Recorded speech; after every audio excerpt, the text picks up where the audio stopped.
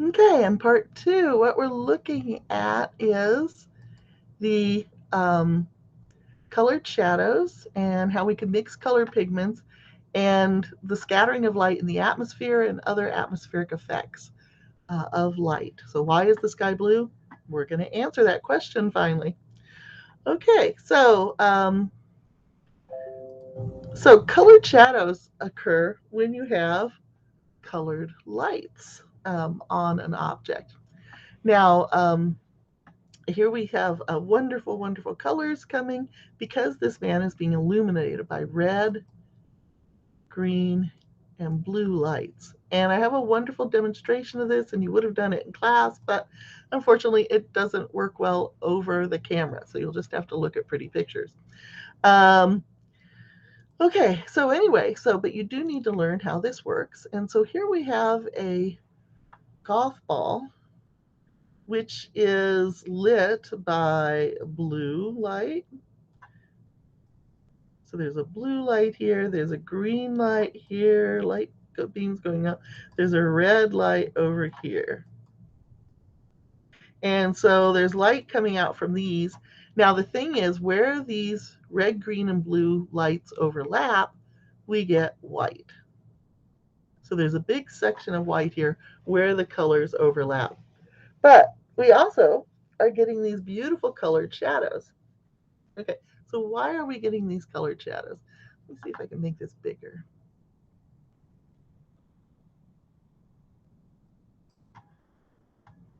It's so hard to draw on it.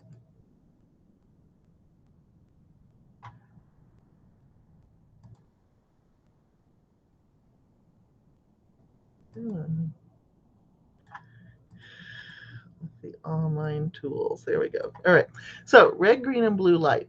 Okay, and white is made when they're all there. But what if some light bulb is blocked? So what happens is that, let's look at the yellow shadow. Why is the yellow shadow there? Well, what happens is that from that direction, the blue light is blocked. So we get a yellow shadow. And we get a yellow shadow because basically there's no blue. Okay, the blue is blocked, but the colors that still exist, the red and the green, can both illuminate that area. So we get red plus green, and that, of course, equals yellow. Okay, so the color shadow that you get depends on which colors are being eliminated and which colors still remain.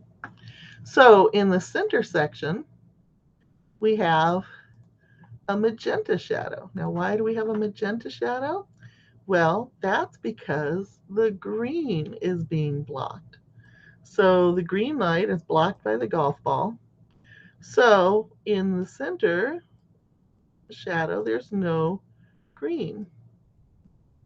And because there's no green, what you're going to get is just red and blue. And red plus blue makes magenta. So you get a magenta colored shadow. And finally, for the last one, the idea is that you have no red. The red is being blocked. So the red light coming over here is blocked by the golf ball. So you end up with no red on this leftmost shadow. What's left? Well, the green and the blue. And so green plus blue makes cyan. So you end up with a cyan colored shadow. Okay, so you end up with cyan, magenta, and yellow shadows from red, blue, and green light, which is pretty cool. Now, the teacher here has other colors too. He has green and red and blue shadows as well as black. And the reason for that is sometimes two light sources can be blocked. So his hand is blocking to get a blue shadow. He must be blocking out the red and the green. So all that's left is blue. And to get a red shadow, he must be blocking the green and the blue source. And of course, to get black, he must be blocking all three colors of light. So that's why you get a black shadow. Okay, now in the winter, which it's not winter now, but if it was winter, and there was white snow on the ground, and it was a beautiful blue sky day, then you might go outside and you would see that your shadow is blue. And this happens in the summer also on strong blue sky days that your shadow is blue. But usually you can't see it because it's on green grass or gray concrete.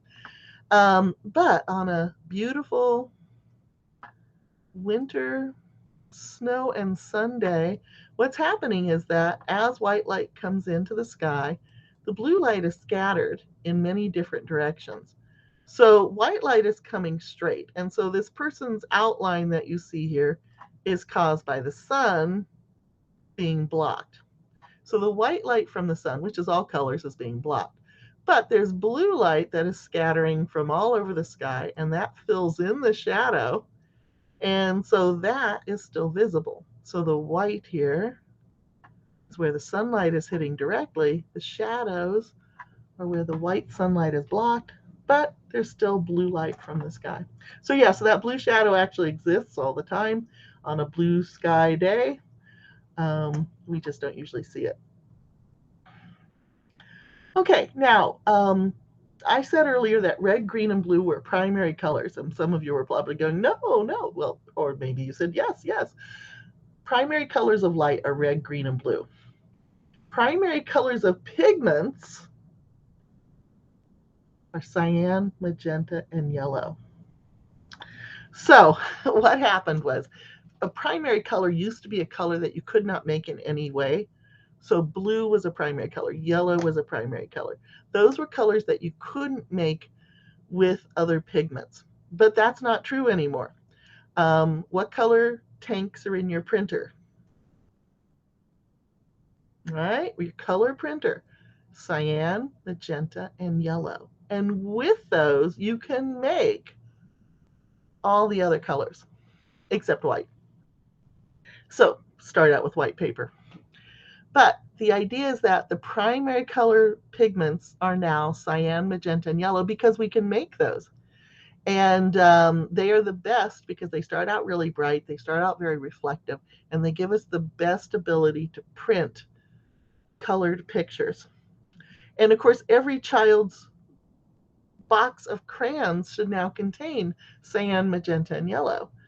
Because teachers for years were saying, well, if you put yellow and blue together, it makes green. Well, it does, but it's an ugly green. Whereas if you put cyan and yellow together, you get this beautiful green, right? And if you want to make red, then yellow and magenta together. And blue, which used to be a primary that was very difficult to make, very valuable, you make it from sea slugs and all sorts of things. Well, that now can be made simply with magenta and cyan. So that's why the inks are very expensive. They're very particular, but they are, in fact, the primary colors for printing nowadays. And so when you go to print something, your computer figures out how much cyan, magenta, and yellow that you need. And so like in this picture, there's a green balloon. Well, green is made of cyan and yellow, but you don't need red. So in this picture, the red one, there's no pigment, no red pigment that's added, right? Whereas if we want to make the blue balloon, okay, we've got a lot of cyan, a little bit of magenta there to get it that particular color. So that's the idea, is your printer figures out how much of each color is going to be needed. Now, you can make black from cyan, magenta, and yellow, but you don't want to because they're expensive. So black is that fourth tank that you have to buy. And so in this, your computer figures out where the black is. That's the shadow from the fourth tank, which is a lot cheaper. Black ink is cheap. People have been making that for many, many years perfectly well from soot and stuff. So anyway, so the black ink is much cheaper. Anyway, so you put those all together to make your colors. Now, why does that work? Well, let's look at this idea. Okay.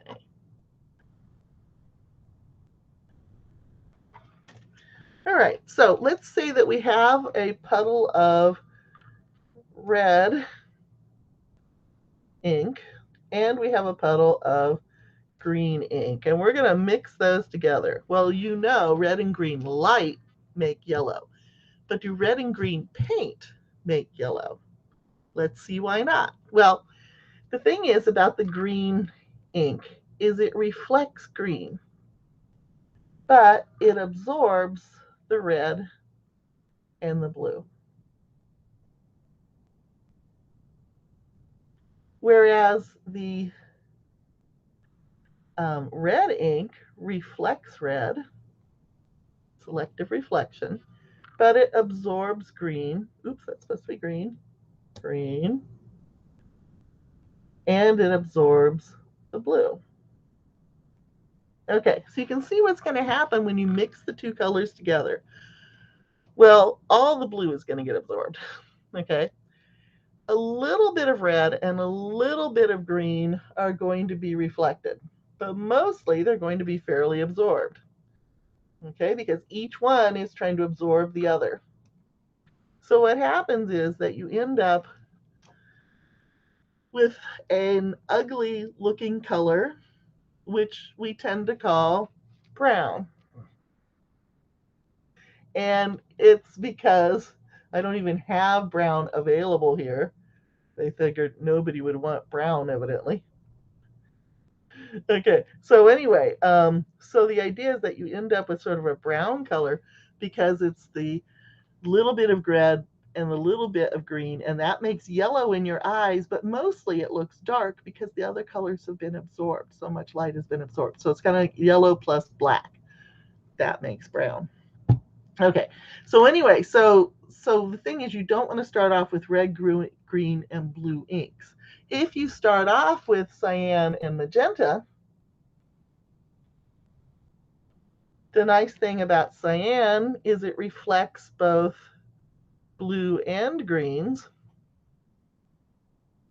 Okay, if you start off with maybe some yellow, the yellow would reflect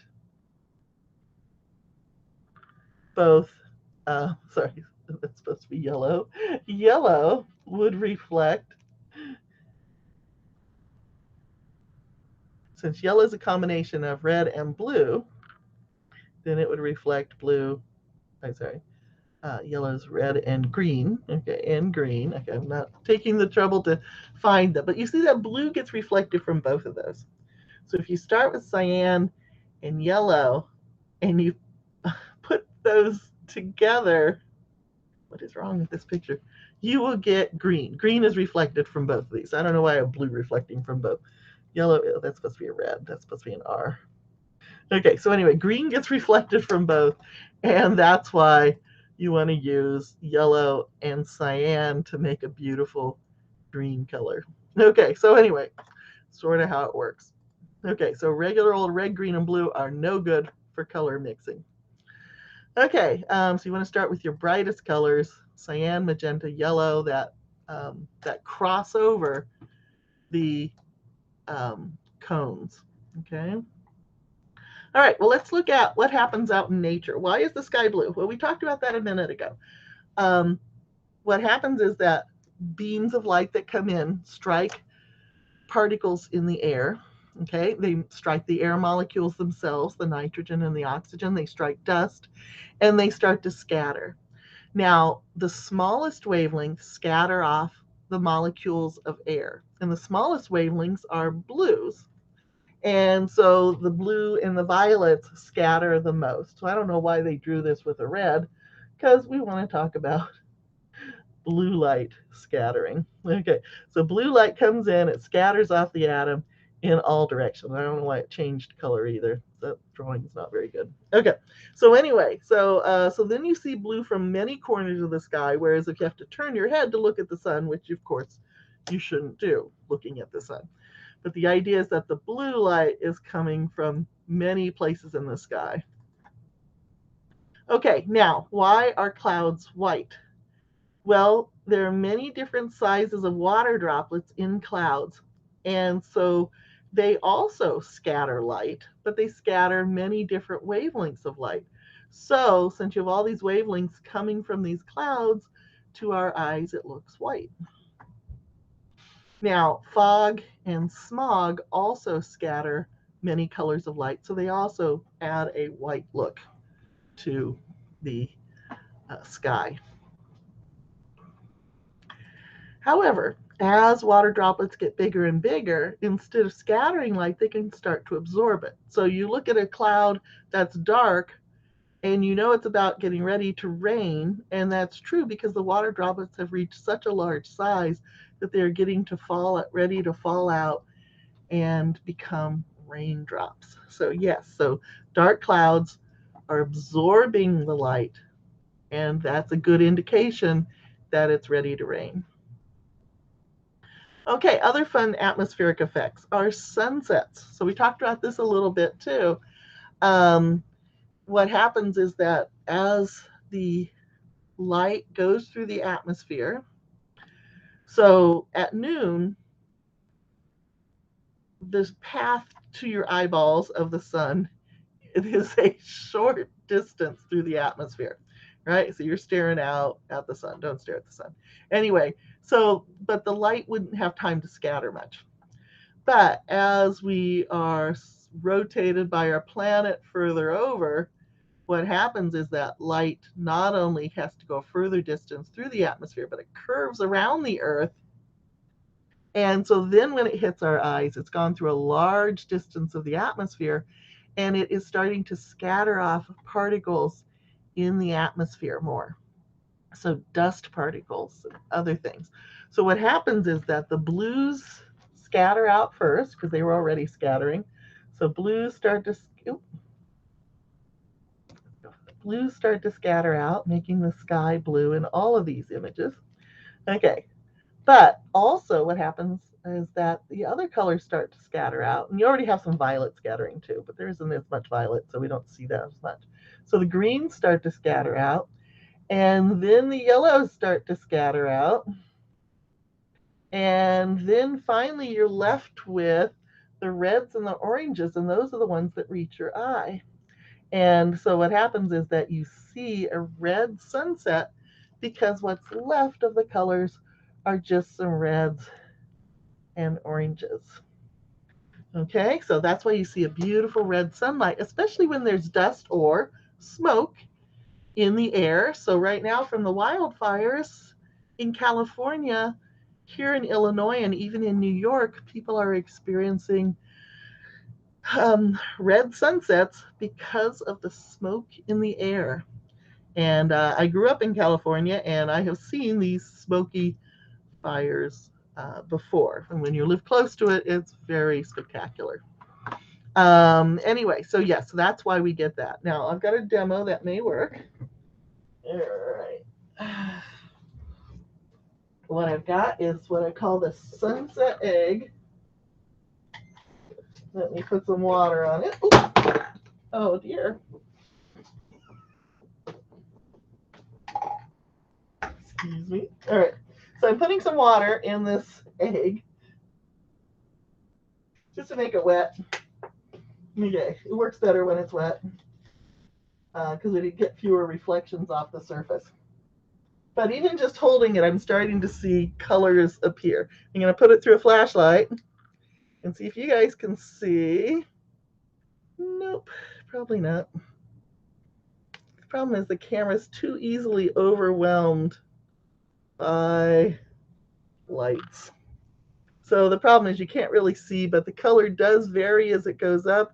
Starts out blue, then green, then yellow, and then reds and oranges at the end. And you guys can't see any of that. All right, so anyway, but it's fun to play with. Okay, so anyway, that's because the glass egg has occlusions in it or flaws, and so it scatters light similar to a sunset.